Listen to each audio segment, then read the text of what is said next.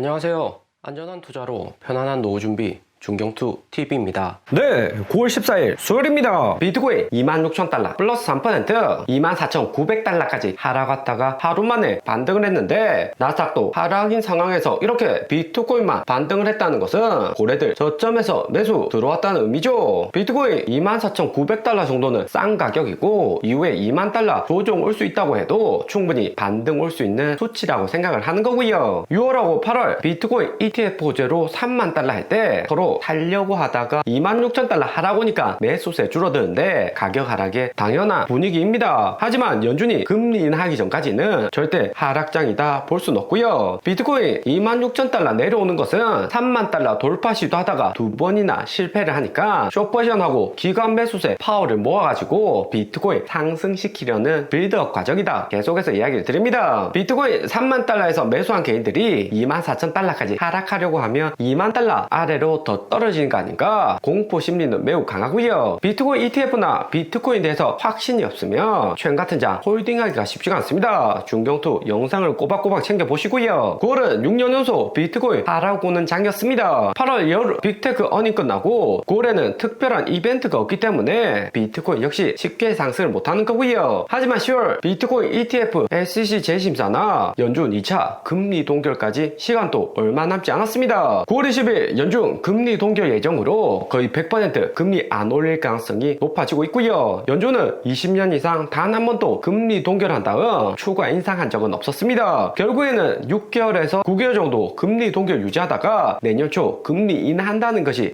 일반론인데 5.5% 고금리에도 연준이 금리 동결한다는 것은 미국 경제가 그만큼 강하다는 의미고요. 나스닥 코인 역시 연준 금리 동결 지속되며 상승할 여지가 있는 거죠. 비트코인 주봉상 4주째 횡보 중인데 약세장 9월만 잘 넘기면 3만 달러 돌파 시도 나올 수가 있습니다. 그러면 비트코인 여기서 하락 완전히 끝나냐? 연말 불장 시작할 수 있냐? 질문하실 수 있고요. 연준 금리 동결이나 현물 ETF는 큰 호재이지만 누구나 다 알고 있는 호재이고 전반적으로 코인 시장이 이런 호재로 인해서 긍정적이다는데 발목을 잡히고 있죠. 여기서 28,000달러까지 비트코인 상승 온 듯 하다가 22,000달러까지 롱포지션 대량 청산 나오면 개인들 공포 심리가 극한까지 올라갈 수가 있습니다. 롱포지션 청산은 선물 관점인 거고 연말까지는 여전히 비트코인을 모아가야 되는 과정이다 보시면 되고요. 비트코인이 3만 달러 돌파 성공하면 1차적으로 4만 달러 도달 가능한 거고 내년 ETF 승인에 따라서 6만 달러 그 이상도 충분히 기대해 볼 수가 있습니다. 블랙록에서 ETF를 출시하면 미국 기관뿐만 아니라 한국, 중국, 인도 연기금들까지 쓸어담기 때문에 비트코인 물량이 오히려 부족해질 가능성이 크고요. 비트코인 단기 움직임은 26,000달러 재반등에 숏포지션 76밀리언, 롱포지션은 26밀리언으로 숏포지션 청산이 3배 이상 증가를 했습니다. 약간씩 부정적으로 시장 보는 투자자들이 늘어나는 거죠. 비트코인은 빠른 반등 와도 이더리움은 4주째 지속 하락을 하고 있습니다. 4월 상하이 하드포크 이후 비트코인만큼 탄력성이 좋은 것은 아니고요. 이더리움 다음 업데이트 아직 발표는 안 되었지만 7개월에서 9개월 주기로 이더리움 업데이트가 되고 있고요. 올해 4월에 업데이트 했었고 작년 9월 머지 하드포크, 2021년에는 12월 이더리움 에로우 글래셔 하드포크가 있었습니다. 빠르면 올해 11월, 늦어도 내년 초에 이더리움 하드포크 예정이고 2개월 전부터 이더리움 가격 먼저 상승하는 움직임이 있었고요. 바이낸스, 코인베이스, 바이비트 등 메인 코인 거래소 핵심 보유 자산이 이더리움입니다. 비트코인보다 이더리움 더 많이 들고 있고 대부분의 메인 알트코인도 이더리움 기반으로 만들어졌고요. 거래소들은 코인 거래 수수료가 메인 수익원이기 때문에 이더리움에서 거래소 수익이 대부분 창출된다 보시면 됩니다. 8월부터 이더리움 하락은 고래들이 비중을 줄이고 있는데 이유가 있고요. 이더리움 레이어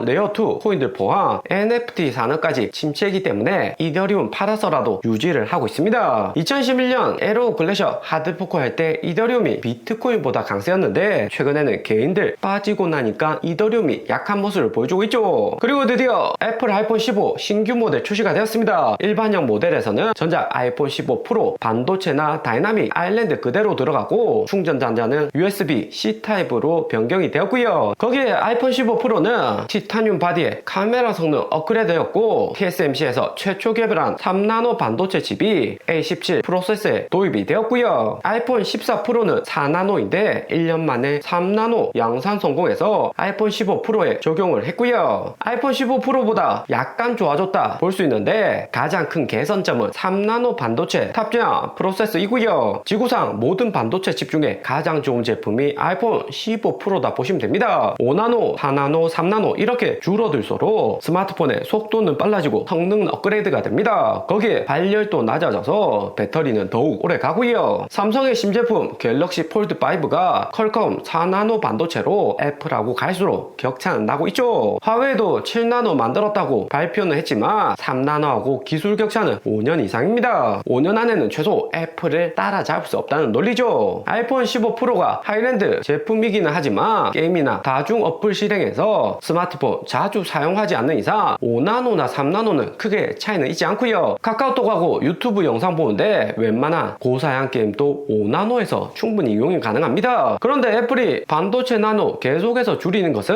더 큰 그림을 그리고 있기 때문이고요. 내년 초 출시 예정인 애플 비전 프로 증강현실 헤드셋인데 여기 작은 헤드셋 안에 모든 프로세서 넣어서 고사양 증강현실을 실행하려고 하는 거죠. 그러려면 고사양 반도체가 필수입니다. 스마트폰에서 3나노, 5나노가 크게 차이는 안 나지만 MR 헤드셋 공간 컴퓨터 시장에서는 큰 차이가 날 수가 있고요. 혹시 공간 컴퓨터 시장이 내년 예상만큼 호응이 좋지 않더라도 고성능 반도체는 애플 전기차 등 활용할 방면은 여전히 많고요. 애플 연구원들이 1000명 달러부터 7년 만에 개발을 했다 이야기를 하는데 내년 비전 프로가 예상보다 못해도 지속적으로 업데이트되면서 비전 2, 비전 3 이렇게 나올 가능성이 높죠. 아이폰으로 반도체 성능을 끌어올리고 마무리는 비전 프로로 시장 개척에서 애플의 시가총액 1조는 더 늘리겠다는 전략이 듯합니다. 아이폰 프로 15는 출시되었지만 애플 주가는 예상대로 하락을 했고요. 이미 루머로 다 나와서 예상한 이야기였고 아이폰 15 프로는 티타늄 바디 사용하지만 일반 모델을 탄소 중립한다고 재활용 알루미늄으로 바디를 만들었다고 합니다. 100만원 고가 제품인데 아무리 탄소 중립이라고 하더라도 재활용 알루미늄은 소비 의욕을 약간 저하시킬 가능성이 있고요. 대신에 이번 아이폰 신제품은 일반 모델에도 전자 14 프로 서비스가 모두 들어와서 일반 모델 판매는 긍정적이다 합니다. 작년 애플 매출에서 아이폰 일반 모델 판매가 저조했고 프로는 오히려 판매가 잘 되었고요. 일반 모델 판매가 잘 되는 것은